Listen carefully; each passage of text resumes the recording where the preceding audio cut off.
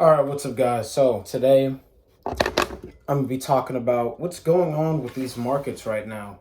So if you might have noticed, we had quite the run up over since July 13th to about, and then we had a slight calm down, and then we ran back up to about.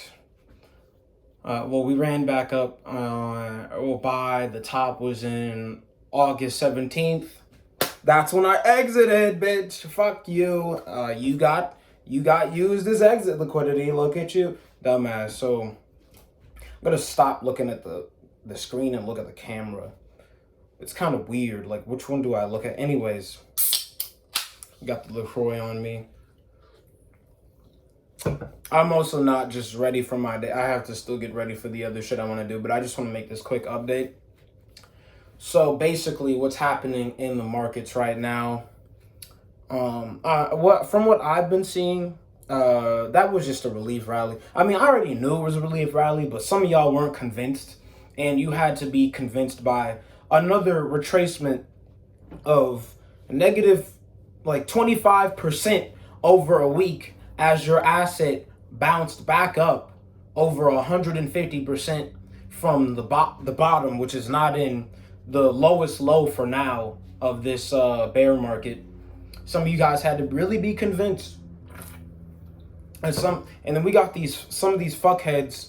I mean, I'm talking. I'm gonna put it in context of Ethereum for this video, but some of these fuckheads were really saying $3,000 ETH, 2.7K ETH. Some of y'all really thought we was going to $4,000, which made no fucking sense. Like, that liquidity is gone.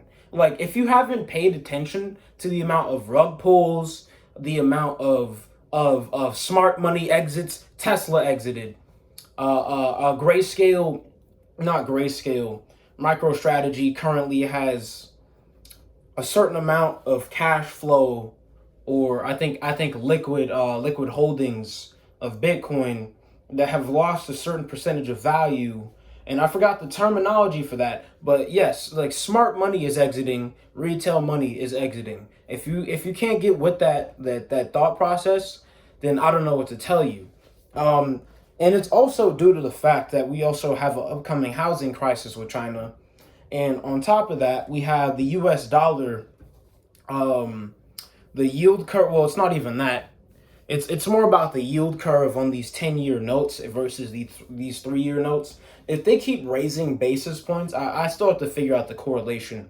But if they keep raising basis points, the amount that they're raising them, getting a bond note isn't going to be profitable. So there's going to be less bond notes issued out, which meaning they can't issue out as much debt, which means they intake less money, which means they take on more interest because they can't pay back previous debt, and then it compounds and compounds and compounds and compounds, and then we see that roll out into the macro economy when interest rates are at all-time highs, and basic goods and services are also at all-time highs. Because if you haven't looked at CPI inflation, consumer price index inflation, you need to keep track of that. And if you don't know, it's at one of the highest price levels in history. But then on top of that, we have upcoming layoffs in the job market coming next year, 100%. Because what's profitable for businesses right now is to use the inflation rate to their advantage, which would be keeping wages the same and profiting off the goods and services increased, while keeping what they do, or like the price of them increased, while keeping the total expenses the same. Well, expenses aren't going to go the same, but supply of whatever the service or goods are the same and shit. And the minimum wage isn't increasing in proportion to inflation. So they know that if inflation goes up and you're working for the same wage month over month, technically they're shorting you. But you think they don't know that.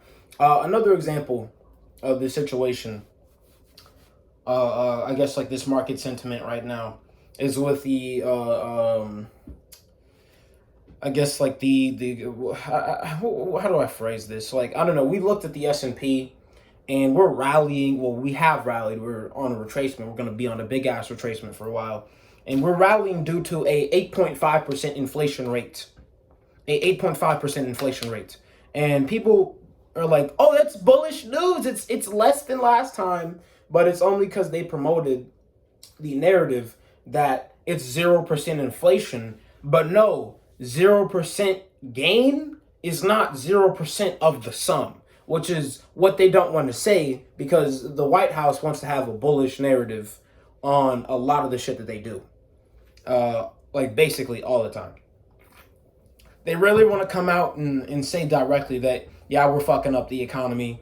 Yeah, we have inflation at an all-time high because we can't pay back these debts. Because if they do that, then they can't pay back those debts, because people will siphon out money from these markets, from stock markets, from bonds, from commodities, from high-risk assets, and so on and so forth. And then you have a stagflation economy, which is increasing inflation but not any economy growth, which in turn, we're already in a recession, but now we're going into a depression. But with that said, in depressions, unlike a recession, the asset commodity prices actually go up. Not immediately; they'll go down short term a bit, but in long term, asset classes like commodities are usually really good to hold during depressions, because they're going to be super expensive in a depression. Like, think about it. Like, if gold during the Great Depression, before you could get your hands on it super easy, and blah blah blah, before everything capitulated down, aftermath, gold went up to some highs. I don't have the exact graph in my head, but it went up. Damn. I don't know why it was so hard to say, but yeah, it went up due to there being, I don't know, I think lack of, what's the word? Lack of not lack of demand, but I think there's more lack of supply, because everybody's fiending for it. People fiend over commodities in depression. So yes, why wouldn't they go up if more people want it? Because if supply stays the same but demand goes up, obviously the asset value should increase in price. So there's that. Most people are gonna get hit really fucking hard. I'd say if the market goes down 20% and you only lose 5%, that's good, because you're beating the market. The goal isn't this entire time isn't to constantly always be in profit. You got to understand which ways the market are going, and when to know you can and can't make money, and when you need to preserve the wealth you already have. A lot of people don't know how to differentiate the two. I want to state that crypto is looking bullish in the long run. Well, I can only speak on Bitcoin, because Ethereum is currently getting centralized as hell. And while it's going to be profitable, it is still going to be centralized as fuck. So nobody knows how this is going to play out on a 10-year basis. Because at this merge, basically what's happening, they're changing consensus from proof of work to proof of stake. But if you have proof of stake with Ethereum nodes that require 32 ETH to run on the network, then you run into the issue of everybody handing over their Ethereum to APR providers, and you have that. Then you have another larger issue of there being 10 major players in the Ethereum network, which sort of makes it an oligarchy. Which I think it's not there yet because it's proof of work, but as soon as that happens, I think it becomes more of an oligarchy, and I don't know what the fuck they're gonna talk about with decentralization after the merge. I think it's complete bullshit that Ethereum is decentralized. It's really not. They're censoring transactions. You can't have a decentralized network and have transactions censored. Infura, which a lot of Ethereum nodes are run on, are censoring transactions from Tornado Cash. But here's the thing, it's on your network. It's on your network. Why are you censoring transactions from your own network? Because of an outside entity like the government. I understand you have to do it due to regulation, but if you keep proof of work and you were actually decentralized, they wouldn't have power to enforce. It's not about what they say. It's about the power to enforce those rules, right? Because what's to it if China says, oh, no more Bitcoin, but there's nodes worldwide that are still going to run no matter what, and in China that are still going to run no matter what. And if one goes down, okay, so be it. There's still the global network. But you can't do that with Ethereum because there's a head there's the head of the foundation, Vitalik Buterin, and there's also the developers, which are blah blah blah, so on and so forth. The government probably knows them, and you have the nodes. The node operators aren't centralized, but it's about where they outsource a lot of hash rate power to. It's like if Coinbase, Lido Finance, Kraken, Gemini Exchange own like 10% of the supply, and then you have big players like BlackRock come in, they start setting up their own nodes, and then if a few smart countries will catch on, and then they'll have their percentage of market share with these nodes. But then it becomes about who's mining this currency, and then who has more of the currency to make more decisions on the network. That's what it's becoming, from what I can understand. That's a bullish narrative on its own because it provides APR in a different sense outside of the shit financial system, which I think is amazing. But the centralization of the way that this APR is being created, I think is bad, and I don't think it's going to change anytime soon. What's also not decentralized is how your Ethereum is locked up if you put it into the Ethereum smart contract for blah blah blah APR, etc., etc. And that's not decentralized because decentralized means I can just do whatever the fuck I want, basically. Not that, my shit's locked up for 6 to 12 months, probably more, because you need that shit so that the price doesn't go down too much. That's not decentralized. That's called making a profit. It's called controlling supply, and it's called controlling supply so demand, no matter what, doesn't affect the value of the supply. So that's what's going on there. I'm gonna wrap this up. I exited on August 17th. You can check my Twitter. I exited on Ethereum on August 17th with stablecoin for about, someone fucking paid the taxes. Damn, IRS, fuck. So, I exited on August 17th. I had about, I'm not going to tell you how much Ethereum I had because that's too much information, but I exited for a good amount of money, and Ethereum is currently down 25%.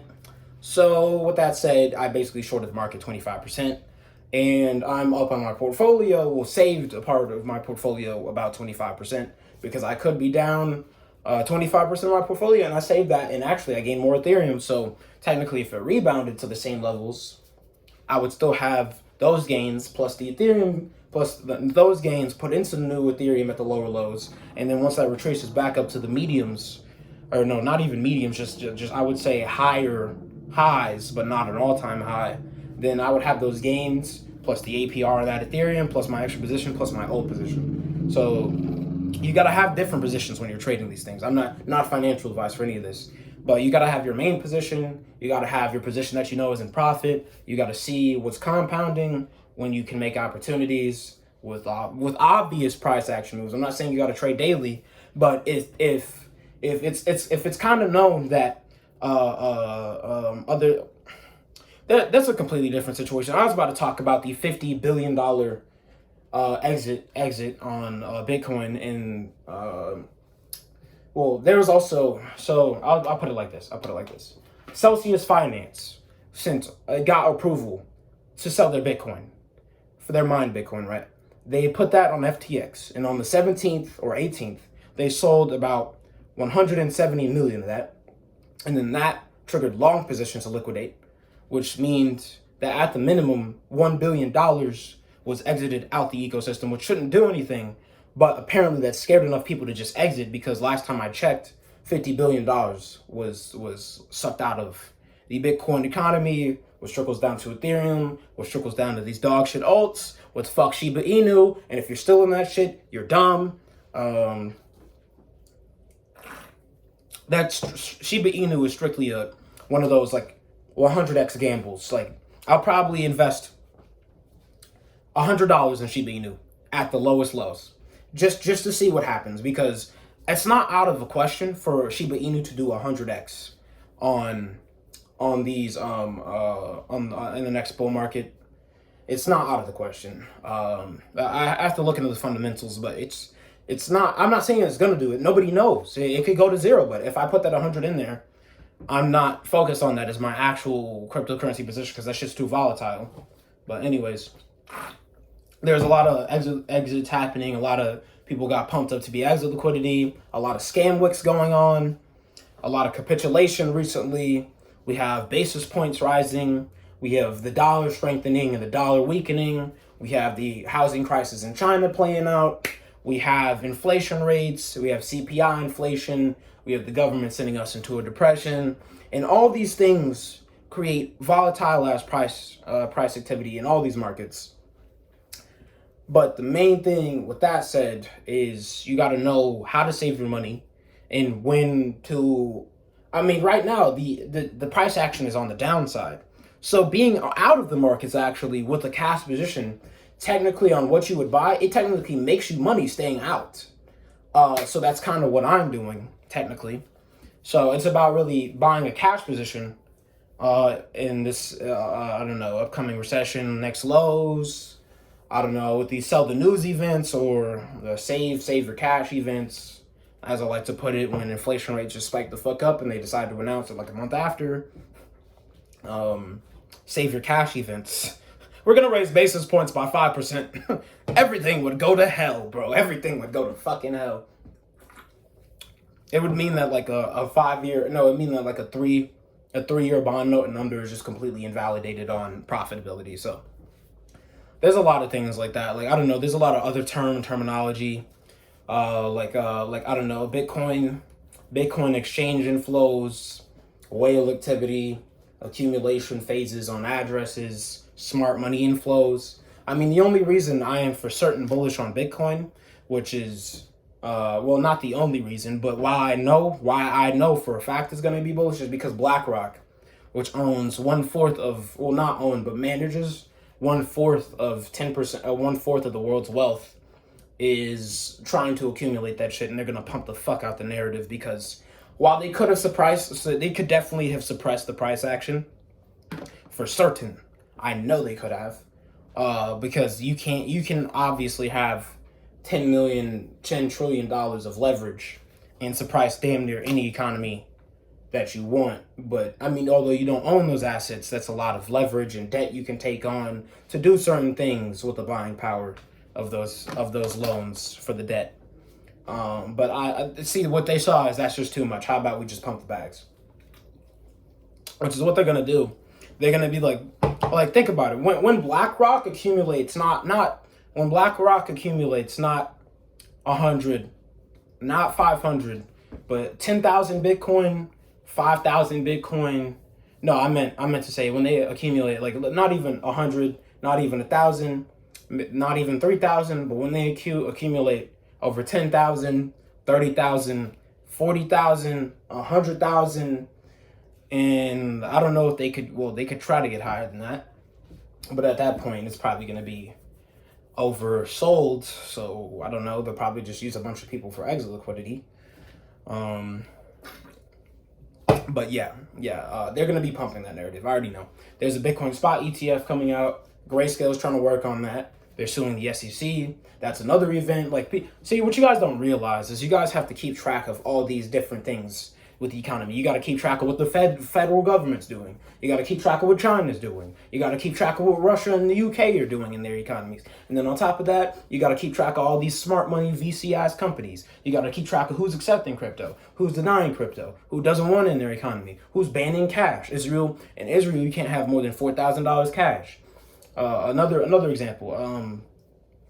You got to also keep track of I don't know, Bitcoin whale activity. You got to keep track of retail activity. You got to keep track of who's selling the news, who's buying the news. Like you got to keep track of hype and fucking speculation and what your narrative is versus the price action on the charts. What is the price action on the charts? What's the price action on the S&P? What's the yield curve of the bond notes today? Blah blah blah blah blah blah. CPI inflation. Fucking inflation rates, U.S. debt, it's so on and so forth. It's a lot of things you got to keep track of. But what I want to say now, subscribe, follow me on Twitter, follow me on Snap, follow me on Instagram. I'm trying to really post good content, but kind of lacking. But that's also why I'm making this video, just to keep y'all updated.